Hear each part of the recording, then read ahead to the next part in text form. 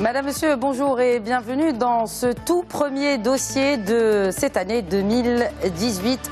Aujourd'hui, au fil des idées, l'intitulé du nouvel ouvrage de l'économiste et universitaire marocain Driss Khrouz, publié aux éditions La Croisée des Chemins. Au fil des idées est un recueil de 100 chroniques qui ont été regroupées par leur auteur en 9 thèmes principaux. Nous allons les découvrir. Aujourd'hui, j'ai l'immense plaisir de recevoir sur le plateau de Médien TV Driss Khrouz. Bonjour et bienvenue. Bonjour madame. Et bonne année à vous. Je vous remercie, mes meilleurs vœux à vous aussi. Alors revenons à présent à ces 9 thèmes que vous discutez, on peut le dire, dans ces chroniques.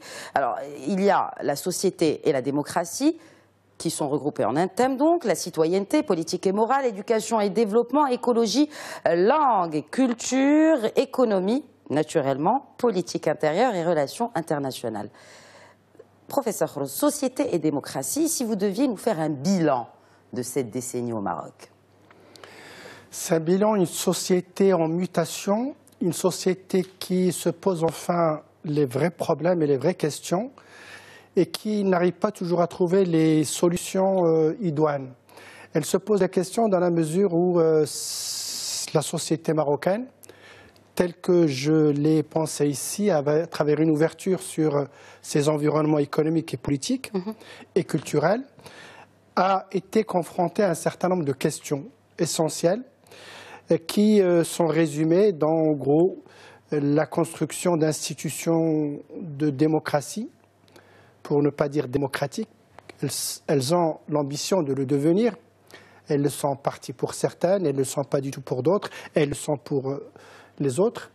Et donc se poser cette question de cheminement vers la démocratie en tant que société, c'est de remettre en cause un certain nombre de choses. C'est aussi de s'ouvrir sur le monde et de voir comment créer un État dans lequel la démocratie est le fondement du vivre ensemble.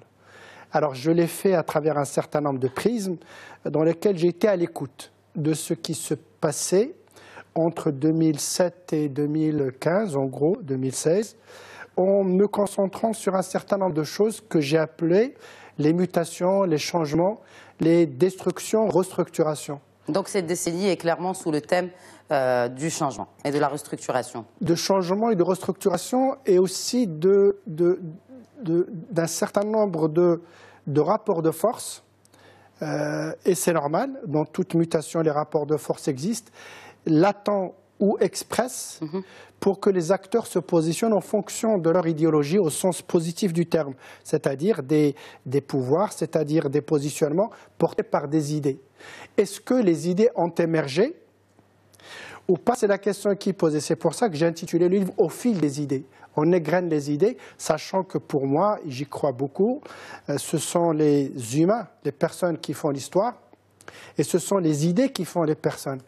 Donc une société sans idées est une société sans imagination, sans rêve, et sans aussi de ce qu'on peut appeler peut-être les pieds sur terre, la réelle politique. Alors, voilà pourquoi j'ai commencé par société et démocratie. Alors, vous avez commencé par société et démocratie, mais vous avez aussi préféré mettre la citoyenneté à part et la détacher de cette société. Pourquoi ce choix, Driss Khrouz? C'est le levier.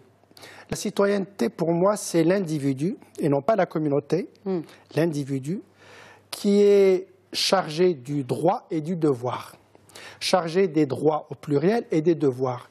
Et cet individu qui est responsable, cet individu qui est conscient, cet individu qui est engagé, cet individu a des devoirs et il a des comptes à rendre dans son travail, dans sa famille, dans la société, dans le vivre ensemble, dans la prise de position politique. Et sans la citoyenneté, il n'y a pas de démocratie. Et sans la citoyenneté, il n'y a pas de démocratie. Et sans une société de citoyens, la démocratie devient des slogans et devient des élections, devient des suffrages, devient des jeux de rôle. Et c'est ce que j'ai dénoncé par ailleurs dans un des chapitres de ce livre. La citoyenneté est le levier par lequel une société peut créer des institutions de droit, c'est-à-dire qui existent indépendamment des personnes, indépendamment des statuts, indépendamment des fortunes, indépendamment des noms, mais que les institutions qui portent la démocratie considèrent que l'individu a des comptes à rendre et il a des droits. Et la société qui se structure autour de l'individu libère l'individu, d'où la liberté. Mais la liberté avec la responsabilité. Et ça, c'est important, ce cheminement. C'est ce que j'ai essayé de faire, c'est que la société est un tout dans lequel la démocratie suppose la citoyenneté suppose d'investir dans l'individu, et non pas dans le groupe, et non pas dans la communauté, et que cet individu anime les groupes, au niveau politique, au niveau associatif, au niveau familial, et que c'est ce citoyen qui donne à la démocratie le contenu qu'elle doit avoir pour que la société soit un espace où chaque individu peut se sentir peut-être pas riche, peut-être pas libre, mais en tout cas protégé. Politique et morale, c'est l'un de vos thèmes également. Ce n'est un secret pour personne, votre parcours est très lié à la transition démocratique dans notre pays. Comment se porte cette trajectoire, Driss Rose? Vu que c'est le premier jour de l'année, quels sont vos pronostics pour cette évolution politique en 2018 pour le Maroc? Je l'espère en tout cas plus courageuse, plus ouverte, et revenir aux fondamentaux de la Constitution de 2011, qui est un moment remarquable. Et tout ce que j'analyse à partir de 1998, notamment, dans un certain nombre d'expériences dont j'ai parlé, vous avez lu le livre, c'est qu'elles n'ont pas osé, elles ont failli, en ne posant pas les véritables problèmes qui ont été posés pendant l'année 2010 et 2011. Et la Constitution du 28 juillet 2011 au Maroc, pour moi, constitue un cadre bien avancé, un cadre dynamique, un cadre ouvert pour que le Maroc engage toutes les réformes qu'il doit engager. Qu'est-ce qui bloque?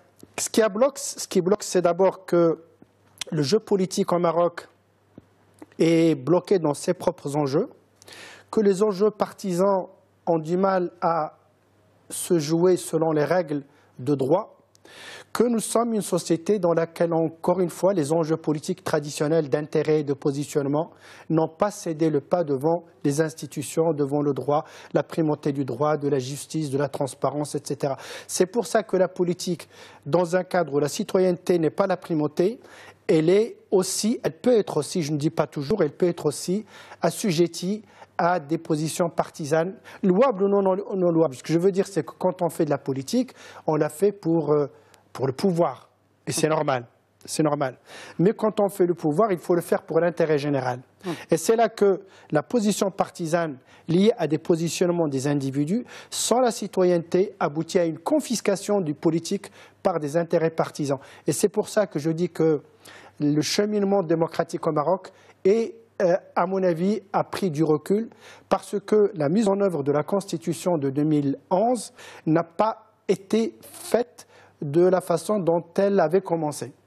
Elle a manqué d'énergie et là, elle s'est essoufflée, notamment parce que le jeu des acteurs politiques au Maroc n'est pas clair et que le positionnement des uns et des autres fait que on verra qui va mener le jeu et puis on verra quel jeu. Alors que pour moi, je disais que la Constitution de 2011 a posé les règles de jeu, jouons le jeu. Ça n'a pas été joué de la même façon par tout le monde. J'espère que 2018, comme vous dites, va permettre un cheminement beaucoup plus clair, beaucoup plus fort, et que le jeu politique permettra d'aborder les véritables problèmes du Maroc. Véritables défis, dont celui-là de l'éducation. Je sais que ce sujet vous tient particulièrement à cœur. Dans une de vos déclarations, vous dites carrément un enseignement qui abrutit ne crée pas l'intelligence, il est même l'ennemi de la culture. Donc pour clore justement cette discussion, Driss Rose, l'éducation, ce chantier qui a été commencé, recommencé. Il a été raté. Raté, totalement raté, en partie parce que voulu. Parce que les acteurs politiques au Maroc n'ont pas créé un espace de convergence des intérêts et des positionnements. Et que tant qu'on n'a pas défini un minimum commun de tous les politiques, quelle que soit leur tendance, mais tant mieux qu'on soit différent sur les modalités d'application, sur les cheminements, on ne peut pas aller plus loin. Donc il faut de la clarté dans le jeu des politiques au Maroc, ce n'est pas encore fait. C'est pas encore fait. Et quand on voit comment les différents enjeux par rapport à l'éducation se font, on dit ce qu'on ne fait pas et on fait ce qu'on ne dit pas. Encore aujourd'hui, il est grand temps que l'éducation au Maroc dépasse les enjeux idéologiques de la langue, dépasse les enjeux idéologiques des partis et qu'elle soit faite au profit du Maroc que nous voulons pour 2030 et 2040, sachant que pour 2020, c'est déjà foutu. En tout cas, on veut un peu plus d'optimisme pour terminer. 2030, c'est demain. 2030, c'est demain. Et aujourd'hui, nous sommes en 2018. On espère que, en tout cas, ce que vous avez dit, est largement clair. Le message est un peu plus précis, en tout cas pour vos volontés de ce Maroc. Je rappelle que donc ces 100 chroniques de Driss Rose ont été regroupées dans cet ouvrage au fil des idées, publié aux éditions La Croisée des Chemins. Driss Rose, merci beaucoup d'avoir répondu à l'invitation de Médien TV. Je vous remercie beaucoup. Merci à nos chers téléspectateurs de nous avoir suivis. Excellente suite des programmes sur notre antenne.